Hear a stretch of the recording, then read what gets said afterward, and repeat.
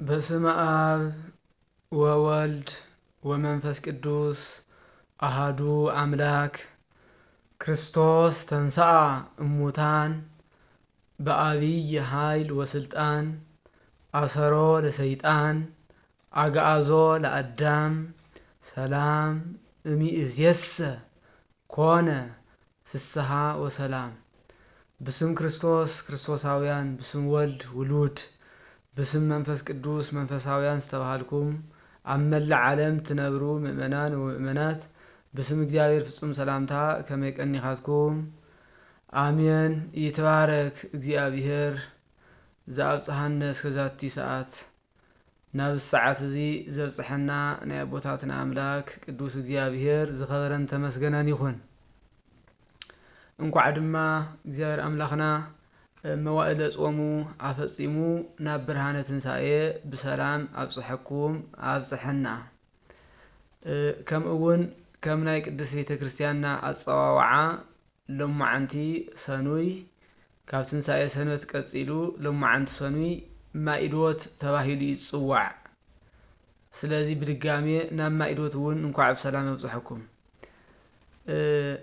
ማኢዶት ማለት አደወ ተሳገረ ካብ ዝብል ናይ ግእዝ ግስቃል ዝወፀ ኮይኑ ማኢዶት ባኢድ ከምእላድ ይበሃል። ትርጉሙ ድማኒ ስግግር ምስግጋር ማለት እዩ። እንታይ ካበና መኒ ተሳጊሩ ካበና በይ ተሰጋጊሩ ተልና ድማኒ ነብሳት ባሂረ እሳት ተሳጊሮም ናብ ገነት ከም ዝኣተዉ እነስታውሰሉ መዓልቲ እዩ ማኢዶት ተባሂሉ ዝጽዋዕ። ልክዕ ከምቲ ቅዱስ ያሬድ ማኢዶት ብሂል ማኖ ፋሲካ ብሂል ማኢዶት ብሂል። ፋሲካ ማለትስ ማኢዶት ማለት እዩ። ልክዕ ከምቲ እስራኤላውያን በግአ ፋሲካ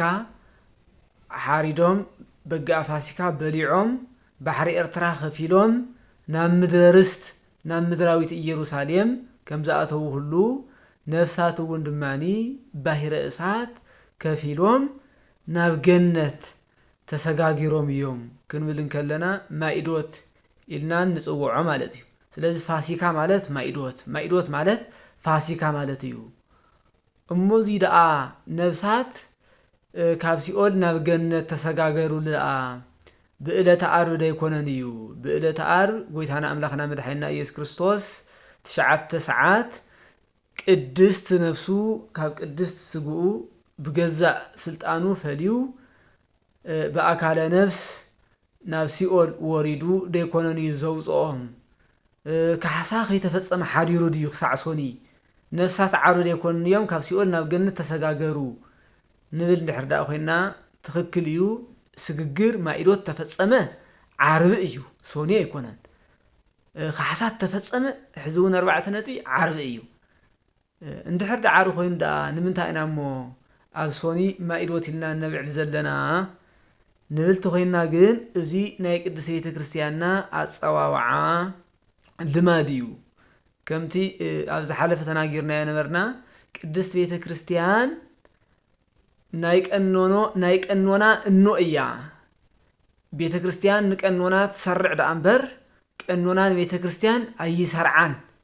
ዝብል ዓብይ መምርሒ ወይ ከዓ ትምህርቲ ኣለና። እዚ ማለት እንታይ ማለት እዩ? ንኣብነት ተዓንቶ ጠቂስናዮ ነበርና ፋሲካ ማለት ማኢዶት ማለት እዩ። ፋሲካ እስራኤላውያን በግአ ፋሲካ ሓሪዶም በግአ ፋሲካ በሊዖም ባሕሪ ኤርትራ ተሳገርሉ ጥንቱ ሚያዝያ 14 እዩ። እስራኤላውያን ባሕሪ ኤርትራ ተሳጊሮም ምድረ ርስት ኢየሩሳሌም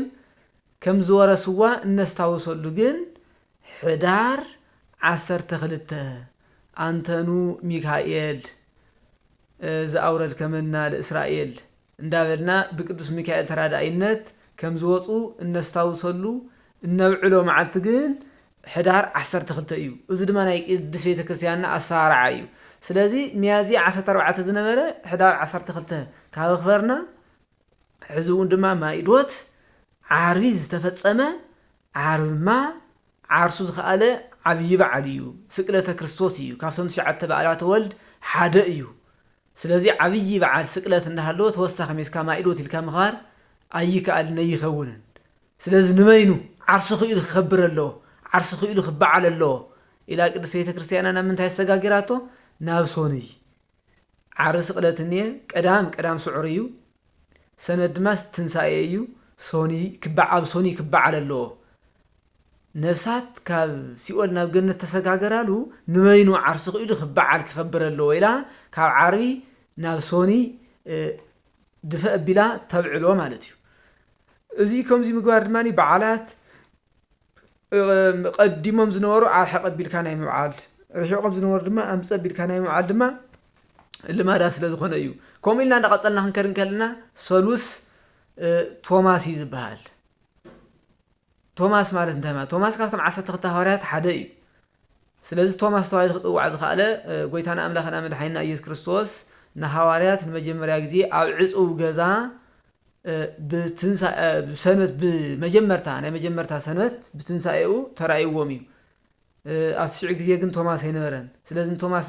ቶማስ ንምርካብ እንደገና ንኹላቶም ኣብ ዕፁብ ገዛ እንዳሃለው ኣብ ዳግማይ ትንሳኤ ኣብ ሰሙኑ ተራእይዎም እዩ ስለዚ ኣብ ሰሙኑ ዝተራእዮም ዝመጽእ ዘሎ ዳግማይ ትንሳኤ ዝተራእዮም እሱማ ዳግማይ ትንሳኤ ተባሂሉ ንኹሎም ስለተራእዮም ክበዓል ኣለዎ ስለዚ እቲ ናይ ቶማስ ናብ ዝስሕብ ቢላ ቅድስት ቤተ ክርስቲያን ናብ ሰሉስ ተውዕሎ ከምኡ እውን ሰሉስ ዮሴፍና ኒቆዲሞስ ተባሂሉ ይጽዋዕ ሕዚ እውን ዮሴፍ ኒቆዲሞስ ንክርስቶስ ካብ መስቀል ኣውሪዶም ገኒዞም ዝቀበርዎ ዓርቢ እዩ ዓርቢ ስቕለት እዩ ስለዚ ናይ ዮሴፍና ኒቆዲሞስ በዓል መዓዝ ክኸውን ኣለዎ ሰሉስ ካብኡ ቀፂልና ረውዕ ኣልዓዛር ተባሂሉ ይጽዋዕ ኣልዓዛር ሕዚ እውን ኣልዓዛር ረውዕ ሞይቱ ክርስቶስ ዘተንስኦ ቀዳም እዩ ቀዳም ማለት ድሮ ሆሳእና ማለት እዩ ዝተሰአ ድሮ ሆሳእና ቀዳም እዩ መዓዝ ግን ይበዓለሉ ድማኒ ኣልዓዛር ተባሂሉ ይጽዋዕ ረውዕ ናይ ትንሳኤ ሳምንት ረውዕ ማለት ሓሙስ ኣዳም ተባሂሉ ይጽዋዕ ኣዳም ተባሂለሉ ምክንያት ድማ ጎይታና ኣምላኽና መድሓኒና ኢየሱስ ክርስቶስ ንኣዳም ቃል ኪዳን ዝፈጸመሉ ምክንያቱ መጀመርታ ኣዳም ዕፀ በለስ በሊዑ ካብ እግዚኣብሔር ክፍለን ከሎ ተመሊሱ እውን ንስሓ ክኣቱን ከሎ እግዚኣብሔር ቃል ኪዳን ኣትዩሉ ነይሩ እዩ በሐሙስ ዕለት ወበመንፈቃ ለዕለት እትወለድ እምወለተ ወለትከ ወእድህክ ውስተ መርህብከ ወእትቤዘወከ በመስቀልየ ወበሞትየ ኢሉ ኣብ ቀሌምንጦስ 3:19 በሐሙስ ዕለት ትብል ብሓሙሽተ መዓልትን ፈረቓን ሕዚ ሓሙስ ምስ ሓሙስ ንምትሓዝ ማለት እዩ ቅድስት ቤተ ክርስቲያንና በዓላት ክትስሕብን ክትደፍእን ከላ ሲላ ብግምት ኣይኮነትን ብምስጢር እውን ማለት እዩ ስለዚ በሐሙስ ዕለት ኢሉ ቃል ኪዳን ኣትዩሉ ነይሩ ሓሙስ ድማ ኣዳም ተባሂላ ናይ ኣዳም ቃል ኪዳን ተፈጸመሉ እነስታውሰሉ ኢላ ቅድስት ቤተ ክርስቲያንና ሓሙስ ኣዳም ኢላ ትጽውዕ ማለት እዩ ዓርቢ ቤተ ክርስቲያን ቅድስት ቤተ ክርስቲያን ተባሂላ ትጽዋዕ ቤተ ክርስቲያን እውን ተመስረተት በዋናነት ተመስረተት መዓዝ ዓርቢ እያ ዓርቢ ብደሙ መስሪትዋ ሕዚ እንደገና መስና እውን ስቅለት ይሽዑ እሞ ተወሳኺ ቤተ ክርስቲያን ልካ ክተብዕለ ይትኽእልን ዓፍቲ ናይ ትንሳኤ ሰሙን ግን ቤተ ክርስቲያን ተባሂሉ ይጽዋዕ ቀዳም እውን ቅዱሳት ኣንስት ተባሂለሉ ድማ መጀመርታ ግዜ ሳተን ካብ መላእክት ተቐፂለን ስለ ዝረኣየኦ ቅዱሳት ኣንስት ተባሂሉ ናይ ኣዴታት ቅድስና ዝንገረሉ ዝበዓለሉ በዓል ማለት እዩ ሰንበት ድማ ዳግማይ ትንሳኤ ተባሂሉ ይጽዋዕ ስለዚ እንታይ ክልየ ዘምጻኽዎ እንኳዕ ናብ ማኢዶት ተባሂሉ ናብ ዝጽዋዕ በዓል ብሰላም ኣብፅሐኩም ኣብፅሐና ናብቲ ጥንቲ ርእስና ክንምለስ ከለና ናይ ሎማዓንቲ ርእስና ዝኸውን ከምቲ መእተው ተናገርክዎ ኣብ በዓለ 50 ናይ ሰላምታ መለዋወጢና ዝኾነ ኣቦና ፈልፈለ ማህሌት ርእሰ ሊቃውንት ቅዱስ ያሬድ ዝተናገሮ ቃል ክርስቶስ ተንሰአ እሙታን ክርስቶስ ካብ ሙታን ተፈልዩ ተስአ ወይከዓ ተሲኡ እዩ ብዝብል ሃይለ ቃልና ክንመሃር ናይ ቦታትና ኣምላክ እግዚኣብሔር ምስጢሩ ጥበቡ ንኩላህና ይግለጸልና ክርስቶስ ካብ ሙታን ተፈልዩ ተሲኡ እዩ ትንሳኤ ማለት እንታይ ማለት እዩ መጀመርታ እዚ እውን ከምቲ ኩሉ ግዜ እንነጋገሮ መሰረትና ግእዝ እዩ ግእዝ ኮይኑ ድማኒ ግስ ማለት እዩ ተንሳአ ተስአ ካብ ዝብል ግስ ዝወፀ ኮይኑ ትንሳኤ ጥረ ዘርኢ ኮይኑ ትርጉሙ ምትሳእ ማለት እዩ ምትሳእ ኮፍ ኢልካ ክትነብር ትኽእል ኢኻ ኮፍ ኢልካ ነርካ ክትለዓል ከለኻ ደቂስካ ነርካ ክትስእ ከለኻ ሞይትካ እውን ድማኒ ክትስእ ከለኻ ትንሳኤ ይበሃል ምትሳእ ማለት እዩ ካብቲ ተቐመጥካሉ ካብቲ ደቀስካሉ ካብቲ ተቐበርካሉ ምትሳእ ስለዚ ክርስቶስ ካብቲ ተቐቢርዎ ዝነበረ መግነዝ ፍትሑለይ እምኒ አልዕሉለይ ከይበለ ክርስቶስ ካብ ሙታን ተፈልዩ በሐዲስ ስጋ ተሲኡ እዩ ይብለና አቦና ቅዱስ ያሬድ ማለት እዩ በሐዲስ ስጋ ተሲኡ እዩ ኢሉ ቀፂሉ እንታይ እዩ ክርስቶስ ተንሥአ እሙታን በአብይ ኃይል ወስልጣን መግነዝ ፍትሑለይ እምነ ልዕሉለይ ከይበለ ተሲኡ እዩ ካብ ሙታን ተፈልዩ ተሲኡ እዩ ክብል ከለኹ ድማ ይብል ሊቁ ቅዱስ ያሬድ በአብይ ኃይል ወስልጣን በአብይ ኃይልን ስልጣንን ካብ ሙታን ተፈልዩ ተሲኡ እዩ መን መግነዝ ፈትሕሉ መን እምነ ልዕልሉ መን ይኹዒትሉ እንዲያምን ጲላጦስስ ወሃተማ በህልቀቱ ወበህልቀተ መገብቱ ክርስቶስ ንኸይትስእስ ብናይ ባዕሉ ቁልፍን ካብ እንደገና ብጸሓፍቲ ፈሪሳውያን እውን ክልቲኦም ተሓላልዮም ማለት እዩ ንሳቶም ብናይ ባዕሎም መቆለፊ ንሱ ብናይ ባዕሉ መቆለፊ እዮም ቆሊፎሞ ንምንታይ ክርስቶስ ንኸይትስእ ማለት እዩ ስለዚ ክርስቶስ ግን ቁልፊ ክፈቱለይ እምነ ልዕሉለይ መግነዝ ፍትሑለይ ከይበለ ብዓብይ ኃይልን ስልጣን ብገዛእ ስልጣኑ ተሲኡ ይብል ሕዚ ብገዛእ ስልጣኑ ብኃይሉ ክንብል ከለና ካልኦት ግን ብናይ እግዚአብሔር ኃይሊ ብናይ እግዚአብሔር ካህሊነት ብናይ እግዚአብሔር ስልጣን ከም ዝትሱ እዩ ዘርድአካ ንሱ በገዛእ ኃይሉ ካልኦት ከ ብናይ እግዚአብሔር ኃይሊ ንኣብነት ትንሳኤ ኣብ ሰለስተ ከፊልና ክንሪኦ ንኽእልና ትንሳኤ ቡሉይ ስጋ ትንሳኤ ሐዲስ ስጋ ትንሳኤ ልቡና ኢልና ማለት እዩ ትንሳኤ ልቡና ቡሉይ ማለት አረጊት ማለት ትንሳኤ ልቡና ዝበሃል ንኣብነት ክርስቶስ ኣብ መዋእለ ትምህርቱ ኣብ መዋእለ ስብከቱ ከምህር ከሎ ብዋናነት ወንጌል ተጻሒፎም ንረኽቦም ሰለስተ ሙታን ኣተሲኡ እዩ ኣብ ወንጌል ንረኽቦም ማለት እዩ ከም ተኣምረ ኢየሱስ ከም ስንክሳር ዝነግረና ግን ብዙሓት ሙታን ከም ዘተሰአ እዩ ናይ ወንጌል ጥራሕ ክንርኢ ከለና ግን ሰለስተ ፍሉጣት ብሙታት እኔው አልዓዛር እኔ ወልደ መበለት እኔ ወለተ ኢያኢሮስ ጣቢታ እኒሃ ማለት እዩ ከምኡ እውን ድማ ናብ ዕለተ ዓርብ ክንመፅእ ከለና ድማኒ ጎይታና ኣምላኽና መድሓኒና ኢየሱስ ክርስቶስ ኣብ ዝተሰቐለሉ ግዜ 7 ተኣምራት ተራእዮም ኢና ንብል 4 ብምድሪ 3 ብሰማይ ካብቶም 4 ናይ ምድሪ ከሑታት ተሰናጠቑ መቃብራት ተኸፈቱ ሙታን ተስኡ ኢና ንብል እቶም ሙታን ድማኒ ካብ 600 ትሕት ዝበሉ ካብ 500 ድማ ልዕል ዝበሉ ሙታን እውን ተሲኦም እዮም ጠቅላላ ወንጌል ተጻሒፎም ንረኽቦም ምስቶም 500 ቢጽ ዝበሃሉ 4 ይኸውን ኣሎ ማለት እዩ ስለዚ ኣቶም ብምንታይ ስጋ እዮም ተሲኦም ብናይ መን ኃይልን ስልጣንን እዮም ተሲኦም ክንብል ከለና ብናይ እግዚአብሔር ኃይልን ስልጣንን ኣታስኦም ከምንታይ በሐዲስ ስጋ ዲ ቡሉይ ስጋ ማለት ከምታ ጥንቲ ኣብ ምድሪ ዝነበሩዋ ሞት ድኻም ሕማም ብዝስማዓምዖ ስጋ ተሲኦም በዚ ስለተሰኡ እንደገና እንታይ ኮይኖም እዮም ተመሊሶም ሞይቶም እዮም ስለዚ ቡሉይ ስጋ ዝበሃል ቡሉይ ትንሳኤ ቡሉይ ዝበሃል እዚ እዩ ኣብ ቡሉይ ኪዳን እውን ብዙሓት ሰባት ተሲኦም ነይሮም ንኣብነት ኤልያስ ዝተሰኦሙት ምውት ኤልሳ እውን ምጅምር ብሂወት እንዳሃለወ ካብኡ ድሓር እውን ምስ ሞተ ዝተሰኦም ሙታን ነይሮም ሕዚኣቶም ብምንታይ እዮም ተሲኦም ቡሉይ ከም ተስኡ መርትዑ እንታይ ተመሊሶም እንደገና ሞይቶም በሐዲስ ስጋ ተሰአ ካልኣይ እንደገና ሞተ ይመውትን ኣብ ዘመን በሐዲስ ስጋ ተስኡ በኩርና መጀመርያ ክርስቶስ እዩ ካብ ቆፂል ድማኒ እንወና ቅድስት ድንግል ማርያም እውን በሐዲስ ስጋ ተሰአት እያ ትንሳኤ ልቡና ዝብል ሳልሳይ ኣብ መወዳእታ ክንሪኤና ስለዚ ክርስቶስ ግን ካብ ዝፍልይ ዝብል በሐዲስ ስጋ እዩ ካብኡ ድማ ብገዛእ ስልጣኑ ብሓይሉ ምክንያቱ ክርስቶስ ኣምላክ ወልደ ኣምላክ እዩ እሞ መጻሕፍቲ ግን ኣብ አንስኦ መንፈስ ቅዱስ አንስኦ ዝብል ይነግሩና እዮም ወይ ከዓ ከምኡ ዝብል ንባብ ክንረክብ ንኽእል ኢና ኣብ አንስኦ ኣብ ካብ ሙታን ፈልዩ ንወዱ ኣተስኦ መንፈስ ቅዱስ ካብ ሙታን ፈልዩ ኣተስኦ ዝብል ንባብ እንድሕር ረኺብና ግን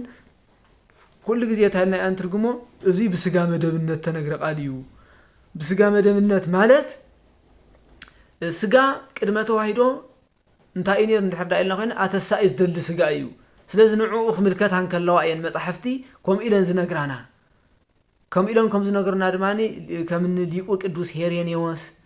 ليقول كدوس إيرلوس ينقرنا أيوم بو أمين جرانا مسحفت بأنت تسبيته ووا أمين جرانا مسحفت بأنت ملكوته ووا أمين جرانا مسحفت بأنت تسبيته وملكوته هورا مسحفت سلت تسبيته أما حمامة أهل أنسوء منفس قدوس أنسوء دهراين الناقران أيين كأمويسو تأمرات منكرات هايلات جبرة دابلاوني نقران أيين أواهيدا نوندما ينقران أيين سلازي بزع عود ازداء ترد أيون بار أهل أنسوء منفس قدوس أنسوء خبلن كالوس أهل متساي منفس قدوس متساي ولدما تساي زتحته عقم زي ولو خوين مالت أيكونان بجزء سلطان خم تسمى ليكو قدوس ياريت كريستوس تنسى أموتان بأبي حيل وسلطان يبلنا كم أون ليكو قدوس كيرلوس أبترف كيرلوس وتنسيكو بسلطان بهاتيتيه بجزء سلطاني بناء عليه سلطان تسعه زبل دمان ركب سلازي إتا سلطان عاب ولد منفس قدوس بملكوت ببايري بسلطان بحيلي حدا كم زخانو نرداء مالتي أب أنسو إبلنا مصحف كأو نغنا وتنسايكو بسلطان بهاتيتين تايز نغرزي بسلطان حدا خم مخانو مالتي إلنا إنا خنرداء زقبئنا سلازي كريستوس بجزء سلطانو كموتان تفليو تهسيو إيو كريستوس تنسى موتان بأبي حيل وسلطان كاوغا آسرو لسيطان نسيطان آسيرو بجزء سلطانو خموتان تفلي تسأ نسيطان آسيرو مالت انتهي مالتي مغنياتو مدنا ألم كريستوس أما وعلى تمرتو كمهرن كالو أما تيوس ونجل معرف عصر تخلتن نرخو وأمسو هابيهو ناو حدا عور صموم بهام ثلاثة عينات حمام زنورو غانيان عور زغورو صموم زغورو كناغر زي خيل بهام زغورو سب ناو مصلو كريستوس دمان بحيلو بجزاء سلطانو انتاي غورو فوسو بزح سب دما تدنقه እዚ ሰብ እዚ ክናገር ይኽእልን ነይሩ ክሰምዕውን ይኽእልን ነይሩ ክርእውን ይኽእልን ነይሩ ሰለስቲኡ ሰለስተ ሕማም ዝነበሮ ክርስቶስ بقليلو مسفوسو እተም ህዝብ በቃ بقليل يم كأمن زخالو بقى زينا لاهيري أملاك خونن كله إيو أملاك خونن كله إيلهم كختلوه كأمنوه مسجمرو إذا نجر استعزوا صحات فريساويان دم أي بزح سبي ختل الله بزح سب بو يأمن الله كم زين دحر دم خوينو أوريتنا ختصببيا وانجير كتصفحيا نعنا زختلنا ينركبن تايلا أنا خنجبر زقبنا إيلهم كسلمو قويم زاتو تسأل ما دمان تايبل نيرو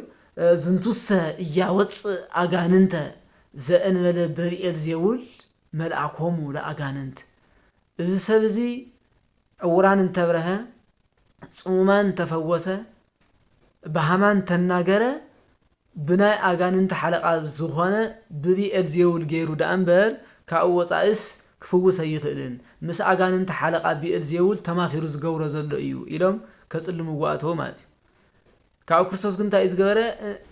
مثاليات مسيلي يخردهم زخاله أنس جانينس بناي أجان أنت حلقة بيرزي والكوس خميل خوني خيل كم إن حرد أخوينا هذا أمونا جانين من قصة خميل أخذ صنع تخيل ناي المثالي مسيلي خلنا نقرأ من كلنا أبنت كل شيء من قصة أنت تنفذ تمحسن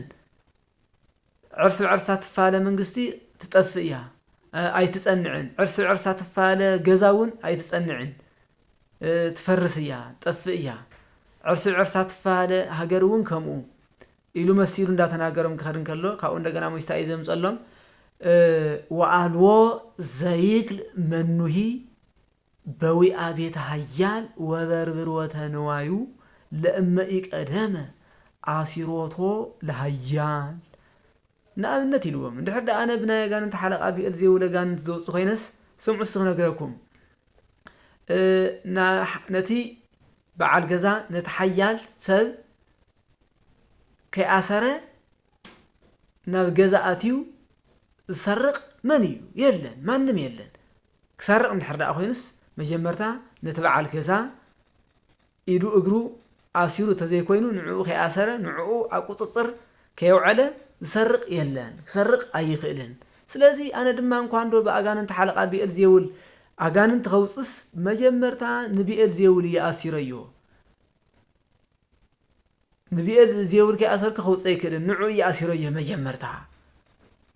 إلو خم تناجرهم حزول ليقو كدوس ياريت عصرو لسيطان مجمرتا نسيطان عصرو لك خم تسراقي عرسوس لو تصفات بسراق مسيولين ناقر اللو مالتي سراقي كسرق ندحر خينو مجمرتا نتبع الجزا نتبع الوانا يدو اقرو خاسر اللو خاو بالحريق سرق زغل سلازا انا وندو مجمر نديابلوس آساركوه مالت مدن ألم كريستوس ماتيوس ونجل معرف 4 خمن رخوه بيوحنس مطمق أفرق يردانوس تطمقو خيو على خي حدارة قطانا بقدام قرنطوس كيدو 4 معالتر وعليتم السقومة بدحريقو وامزرهبا بدحريق المات أميه كاوت الزفتاتنو قربا مسأة بسلسة نقراتون فتنو مجمتها بسسعد فتنو كريستوس زمان بتعقستي سعرو قصيلو بتعبيت فتنو بتحت الناس عرو مبرساساي بفكر أنواي فتنو بسألي أنواي آشنفو بسلسة عرستها طاو انتاي قورة سعرو بسسعد كمسان كالو بتعقستي بتعيد كمسان كالو بتحتنا فكر أنواي كمسان كالو بسألي أنواي سعرو سلازم جمرتها كريستوس أب جرام قرنطوس ديابلوس بزن سلسة عرستها طاو آشنفو سعرو كأو اندقنا مويسوون دما بإلة أربون دما سعرو مارخو بدحريقو بزم كل تنقرات بزياتهم مس عصرو مس سعرو كأونا من تأتو نفسيول بأك على نفس وريدو نفسات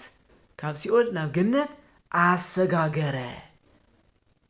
نزيون كريستوس تنساء موتان بآبي حيل وسلطان عصرو لسيطان نسيطان أسيرو بجزاء سلطانو كموتان تفليو تسأ إلو ديكو قدوس ياريد زراقا كاوقصيلو تاي آغازو لأدام نأدام وندما نسعى عوصو نأدام كم من تاي نسعى عوصيوو زبن نرأ بونت وعلتانا زيادة قبلنا وعلتان نفلت انت نقروا بدن بخنري انكلنا أدام تاي خوين نيرو تاي بديلو لنا مرأي أقداسي مثلني እግዚአብሔር نأدام هوانن كاوربعة بحريات سقا فطيرو حمشاي بباهرية نفس هيوان غيرو بمنفس قدوس أخبيرو ازوي بلعو ازوي ايت بلعو إلو أب جنة أقميت أوامي شو عدت عمتون أب جنة بزي منهم حقيات إذا زيادة حليم تقميت أميهم بدحري إجن أدامنا هيوان مكرا كيسي سميعهم أملاكنت دليوم أيتولعو إلو زأززهم بلعم أبلعلي موت سقا موت نفس أبلعلي ردة مكابر ردة جهنم إسات فريدوهم أدامنا هيوان إجزابير بفتاحي فرادي كخونن كله محاري مخانون رهروه مخانون سلاز تردو قطعنا من تايم زاتو نام السايم زاتو እግዚአብሔር ወንድማ ንስሆም ተቀቢሉ ታንቶ ጥቂስና ያዝነበርና በቀሌ ምንጦ 13 ሰዓት ተዝርከብ በሐሙስ ዕለት ወመንፈቃለ ዕለት ዝብል ማለት እዩ ድሕሪ 5 መዓልትን ፈርቃን ካጓልጓልካ ተወሊደ አመል ተመስቀል ተሰቂለ خድሕነካ እየ ዝብል ቃል አተወሎም እዚ ቃል ዝንም ፍጻሜ ክርስቶስ ድማኒ ካብ ሰማያት ወሪዱ ካብ እኖና ቅድስት ድንግል ማርያም ካብ ስጋ ስጋ ካብ ነፍሳ ነፍሲ ከፊሉ ተዋሂዱ ሰብ ዝኾነ ሰብ ኮይኑ ዝሐመመ حاميمو زموته حاميمو زتقبره تقاويرو دما يقرين تاي قبل تسأ ስለዚህ ኣግዓዞ ለኣዳም ኣዳም ኣብ ልዕሊ ሞተ ስጋ ሞተ ነፍስ ኣብ ልዕሊ ርደተ መቃብር ርደተ ገሃነመ እሳት ዝኩሉ ተፈሪድዎ በፅሕዎ ነበረ ስለዚህ ካብ ዝኩሉ መከራ እንታይ ገበሮ ተወሊዱ ሓሚሙ ተቀቢሩ ሞይቱ ተስዩ ነፃ ኣውፅኦ ኣግዓዞ ለኣዳም ሰላም እምይእዜሰ ካብ ድሕሪ ሕጂስ ክርስቶስ ዝኩሉ ድሕሪ ምግባሩ እንታይ ክኮይኑ ማለት እዩ ሰላም እምይእዜሰ ፍስሓ ወሰላም ካብ ድሕሪ ሕጂ በቃ ክርስቶስ ካብ ሙታን ተፈልዩ ብገዛእ ስልጣኑ ንሰይጣን ኣሲሩ ንኣዳም ነፃ ካብ ዘብፀሉ ድሓር በቃ ሰላም ፍስሓ ደስታ ኮይኑ እዩ ሰላም ማለት ሓድነት ምስ መን ሰብ ምስ እግዚኣብሔር ሓድነት ኣይነበረን ሰብ ምስ እግዚኣብሔር ሰብ ምስ መላእክት ህዝቢ ምስ ኣሕዛብ ነፍሲ ምስ ስጋ እንታይ ኮነ ሓደ ሆነ ስለዚ ሊቁ ቅዱስ ያሬድ ከምዚ ኢሉ የመስግን ማለት እዩ ተሳልሳይ ዓንቶታ ኢና ነርና ሰለስተ ዓይነት ትንሳኤ ኣለዉ ትንሳኤ ብሉይ ስጋ ትንሳኤ ሐዲስ ስጋ ትንሳኤ ልቡና ሳልሳይ ዓንቶ ክንጠቕሶ ኢና ኢልና ነርና ሕዝና ገሮ ትንሳኤ ልቡና ይበሃል ትንሳኤ ልቡና ማለት ሓደ ሰብ ሓጢያት ሰሪሑ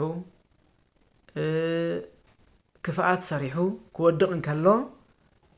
ብልቡና ስንታ ኮይኑኒ ሞተ ልቡና ይቅድም ይመውተሎ ማለት እዩ ካብኡ እንደገና ብንስሓ ብጽድቂ ብጾም ብጸሎት ክምለስ እንከለ ድማኒ ትንሳኤ ልቡና ተሲኡ ይበሃል ለዚ ኣሕና እውን ክንገብሮ ዝግበአና ድሓር ትንሳኤ ሐዲስ ስጋ ክንትስእ እንድሕር ዳኣ ኮይና መጀመርታ ትንሳኤ ልቡና ክንትስእ ኣለና ዮሐንስ ወንጌላዊ ኣብ ራእይ ምዕራፍ 20 ቁጥሪ 6 እንታይ ዝብል ይለቅ ኣሎ ብፁዕ ወቅዱስ ውእቱ ዘረከበ ክፍለ በትንሳኤ እንተ ትቀድም መጺኣ ካብ ትንሳኤ ስጋ ካብ ትንሳኤ ዘግዋኤ ኣቐዲማ ብትርከብ ኣቐዲማ ብትወሃብ ብትንሳኤ ልቡና ዝተስአ ንኡድ ክቡር ንሱ እዩ ቅድሚ ትንሳኤ ዘግዋኤ ትንሳኤ ሐዲስ ስጋ ትንሳኤ ዘለ ክብር ትንሳኤ ዘለ ህይወት ክትስእ እንድሕር ዳኣ ኮይኑ ሰብ መጀመርታ ኣቐዲሙ ቅድሚ ትንሳኤ ዘግዋኤ ብትንሳኤ ልቡና ክትስእ እንከሎ እዩ ብትንሳኤ ልቡና ተስእ ድማ ብፁዕ ወቅዱስ ንሱ እዩ ንኡድ ክቡር ንሱ እዩ ከመይ እስመ አልዎ እንከ ዳግመ ስልጣነ ሞት ላኢለእሉ ምክንያቱ ኣቐዲሙ ትንሳኤ ልቡና ተስእ ሰብ ትንሳኤ ልቡና ማለት ንስሓ እያ ኢለኩም እኒኹ ሓደ ሰብ ሓጢያት ክሰርሕ እንከሎ ብንስሓ ክምለስ እንከሎ ብትንሳኤ ልቡና ተስኡ ይበሃል ስለዚ ብትንሳኤ ልቡና ቀዲሙ ተስእ ሰብ ድማኒ ሞት ዳግም ካልኣይ ክገጾ ይኽእልን ማለት ናብ ገሃነመ እሳት ከውርዶ ይኽእልን ገሃነመ እሳት ክወርዶ ይኽእልን ኣቐዲሙ ያ መጀመርያ ትንሳኤ ልቡና ተስኡ ስለዚ እዚ ሰብዚ ንኡድ ክቡር እዩ ኢሉ ኣብ ራእዩ ይጽሕፍ እስመ አልዎ እንከ ዳግመ ስልጣነ ሞት ላኢለእሉ ሞት ኣብ ልዕሊ ትንሳኤ ልቡና ተስእ ሰብ ወይ ከዓ ኣብ ልዕሊ ትንሳኤ ልቡና ተስኡ ሰባት ስልጣን የብሉን ዓቕሚ የብሉን ምክንያቱ ትንሳኤ ልቡና ተስኡ እያ ካብኡኸ እስመ እሙንቱ ካሂናቲሁ ለእግዚአብሔር ወለክርስቶስ ምክንያቱ ድሕሪ ደጊም ትንሳኤ ልቡና ተስእ ሰብ ማኒ ናይ ክርስቶስ እግዚአብሔር መገልገሊ ኮይኑ እሞ ወይ ከዓ ናይ ክርስቶስ እግዚአብሔር መገልገልቲ ኮይኖም እዮም እሞ ወይነግሱ ምስሌሁ 10 ዓመተ ምስ ክርስቶስ ድማኒ 10 ሚእቲ ማለት 10 ሚእቲ 1000 ማለት እዩ 1000 ዓመት ክነግስ እዩ 1000 ዓመት ጥራሕ ዘለዓለም ባ እስከ ዘይብሉ ንምንታይ ዳ 1000 በለ ኣይ 1000 ሙሉእ እዩ 1000 ፍጹም እዩ ፍጹም ንግስና ክነግስ እዩ ምውፃእ ዘይብሉ እስከ ዘይብሉ ፈጺሙ ክነግስ እዩ ኣብ ምንታይ ኣብ መንግስተ ሰማያት እንታይ ዝገበረ ትንሳኤ ልቡና ተስእ እምበር ትንሳኤ ሐዲስ ስጋ እኮ ትንሳኤ ዘግዋኤ እኮ ግደፍዎሞ ምእመናን ንኣማንያን ምእመናን እንኳስ ኣይተርፍን ነቶም ትንሳኤ ሙታን ዘይኣምኑ ኳስ ኣይቀርየሎምን ማለት እዩ ኩሉ ዘይትስእ ፍጥረት የለን ግን ኣተሳሳኣና ግን ትንሳኤ ዘለ ህይወት ትንሳኤ ዘለ ሓሳር ኣለ እዩ ስለዚ ናፍቲ ናይ ህይወት ትንሳኤ ናፍቲ ናይ ክብሪ ትንሳኤ ክንትስእ እንድሕር ዳኣ ኮይና መጀመሪያ በትንሳኤ ልቡና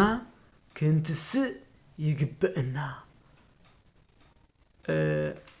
በእውነት ትንሳኤ ሙታን ዘየአምኑ ሰባት አለው እዮም ሰብ ሞይቱ ተቀቢሩስ እንደገና ካልአይስ ከመይዲ ይኽትስእ ዝኽእል ዋላ እውን ሓደ ሰባት እኮ ውኒኦም መጥፊኦም ዝበኺዩ ናይ ተስፋ ቆረጽ ብኽያት ዝበኺዩ ናይ ተስፋ ቆረጽ ንግግር ዝናገሩ እኮ ትንሳኤ ሙታን ስለዘየለ እኮ እዩ ትንሳኤ ሙታን የለን ኢሎም ስለዝኣምኑ እዩ ትንሳኤ ሙታን ተዘይሃልዩማ ምእመናን ልክ ከምቲ ሰናይ መልእክት ቅዱስ ጳውሎስ ንሰብ ቆሮንቶስ ክጽሕፈሎም እንከሎ ኣብ ቀዳማይ ቆሮንቶስ ምዕራፍ 15 ቁጥሪ 13 ይብል ወእመሰቼ ክርስቶስ ኢተንሳአ እሙታን ከንቱ ውእቱ ትምህርትነ ክርስቶስ ካብ ሙታን ተፈልዩ ብገዛእ ስልጣኑ እንድሕር ዳኣ ዘይተስኡ ትምህርትና ከንቱ በለኒ ትምህርትና ከንቱ ይበቃ ወንጌል ምስባኽና ወንጌል ምምሃርና ምስትምሃርና ትርጉም የውልን ከምቱ እዩ ወከምቱ ተኣመንክሙ ቦቱ ብኡ ምእማንክሙ እውን ከምቱ እዩ ወይ ከዓ ብኡ ምእማንና ከምቱ እዩ በእውነት ዘይንትስእ እንድሕር ዳኣ ኮይና ሃይማኖት ማለት ትንሳኤ ማለት እዩ ኣርባዕተ ነጥቢ ናይ ሃይማኖትና መደምደሚ ጉልላት ትንሳኤ እዩ ናይ ምስጢራት መደምደምታ መጠቕለሊ ትንሳኤ እዩ ትንሳኤ ተዚሃሉ እንታይ ትርጉም እንዮ ሃይማኖትና ከምቲ ይኸውን ኣሎ ማለት እዩ ወከምቱ ተኣመንኩም ቦቱ በቃ ትንሳኤ እንድሕር ዳኣ ክርስቶስ ካብ ሙታን ተፈልዩ ዘይተስኡ ብኡ ምእማንኩም ከምቱ እዩ ብኡ ምስጢረ ስላሴ ምስጢረ ስጋዊ ምእማንና ከምቲ ይኸውን ኣሎ ብኡ ምጥማቕና ከምቲ ይኸውን ኣሎ ምቁራብና ከምቱ ምጽዋምና ከምቱ ምጽላይና ከምቱ ምስጋድና ምምጽዋትና ንምንታይ ዳኣ ንምጽውት ንምንታይ ዳኣ ንሰግድ ሞይትና ተቐቢርና በሃዲስ ስጋ ክንትስኢና ተስኢና ዘይሓልፍ መንግስቲ ክንወርሲና ዝብል ተስፋ ስለ ዘለና እዩ ምስጢረ ትንሳኤ ሙታን ዘይንኣምን እንተኮይንና እንታይ ሞ ዘጽሊ እኒአና ዳኣ ንሱ ተዘይሃልዩ ዳኣ እንታይ ዳኣ የድክመና ዳኣ እንታይ ዳኣ ዓርሲ ብዓርስና ንመሃር ኣለና ዳኣ እንታይ ዳኣ የጽሙና ኣሎ ዳኣ እንታይ ዳኣ ይንስህና ኣሎ እንድሕር ዳኣ ሞይትና ንቐሪ ኮይንና ስለዚ ናይ ሃይማኖትና መሰረት ናይ ሃይማኖትና ሓፈሻዊ መጠቃለሊ ናይ ምስጢራት መደምደሚ ዝኾነ ምስጢረ ትንሳኤ ሙታን እዩ ስለዚ እንታይ እናርኢና ትንሳኤ ብሉይ ስጋ ትንሳኤ ሐዲስ ስጋ ትንሳኤ ልቡና ተዋና ሓና ክንርድኦ ዝግበአና ንዓና ተጠቕመና ብትንሳኤ ሐዲስ ስጋ ክንትስእ እንድሕር ዳኣ ኮይንና ኣቐዲምና ቅድሚ ትንሳኤ ሐዲስ ስጋ ዝርከብ መን እዩ ትንሳኤ ልቡና እዩ ትንሳኤ ልቡና ድማኒ ካብ ሓጢኣት ብንስሓ ምትሳእ ብጽድቂ ብምግባር ትሩፋት ምትሳእ ማለት እዩ ስለዚ ኣቐዲምና ንተስእ ኣብ መእተዊ ዓንተወት ሃይልና ነርና ለማዓንቲ ማኢዶት ተባሂሉ ይጽዋዕ ኢልና ነርና ማኢዶት ማለት ድማ ምስግጋር ማለት እዩ ኣብ ርእሰ ኣድባራት ወገዳማት ኣክሱም ጽዮን ኣብ ጸፍጸፍ ቤተ ክርስቲያን ኩሉ ግዜ ዓመት ዝበጽሕ ቃል እግዚአብሔር ኣሎ ከምኡ እውን ኣብ ሕዳር 21 ኣብ ሙራደ ቃል ዝበሃል ናይ ኣክሱም ይትበሃል ኣሎ ስለዚ ንሳ ክብል እሞ ትምህርትና ክነጠቃልልና ሃሌሉያ ሃሌሉያ ሃሌሉያ በሃገበዘ አክሱም በሃገበዘ አክሱም ገበዘ እግዚእነ በሃገበዘ አክሱም በሃገበዘ አክሱም በወርቅ ልብጥ በሃገበዘ አክሱም በሃገበዘ አክሱም ከመታድነነ እምደ ጸርነ በሃገበዘ አክሱም በሃገበዘ አክሱም ወምደ ኩሎሙ እለ ይጸልኡነ በሃገበዘ አክሱም በሃገበዘ አክሱም እሊ ሰብአ ቤታንህነ አዋዴ ሰላም ቆመ አዋዴ ሰላም በጽሐ ወስብሐት ለእግዚአብሔር።